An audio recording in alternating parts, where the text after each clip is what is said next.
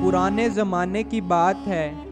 किसी जंगल में एक शेर पूरी ताकत से हिरनी का पीछा कर रहा था। हिरनी जान बचाने के लिए इधर उधर दौड़ रही थी। आखिरकार वो एक दरवेश के पास पहुंची और बोली, मुझे बचा लीजिए, शेर मेरा पीछा कर रहा है। दरवेश ने पास लगी अंगूर की बेलों की तरफ इशारा करते हुए कहा, इन बेलों में जाकर छुप जाओ। हिरनी फौरन बेलों में जाकर छुप गई। कुछ ही देर बाद शेर वहां पहुंच गया।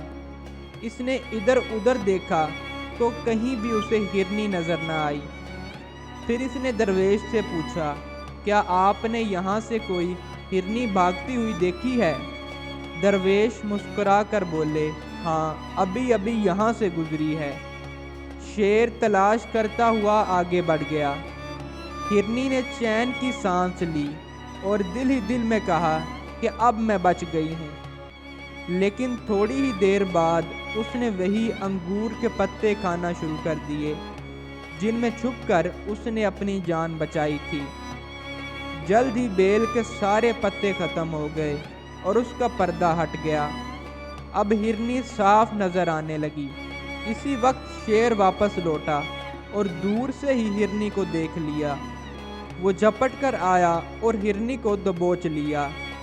हिरनी ने उदास नजरों से दरवेश की तरफ देखा तो दरवेश बोले, जिसने तुझे पनाह दी तूने उसी को उजाड़ डाला। जो अपनी अक्ल को सुला देता है, अंजाम उसे आंसुओं से जगाता है।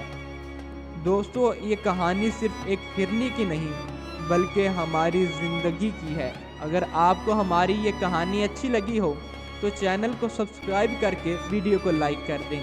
कहानी देखने का बहुत बहुत शुक्रिया।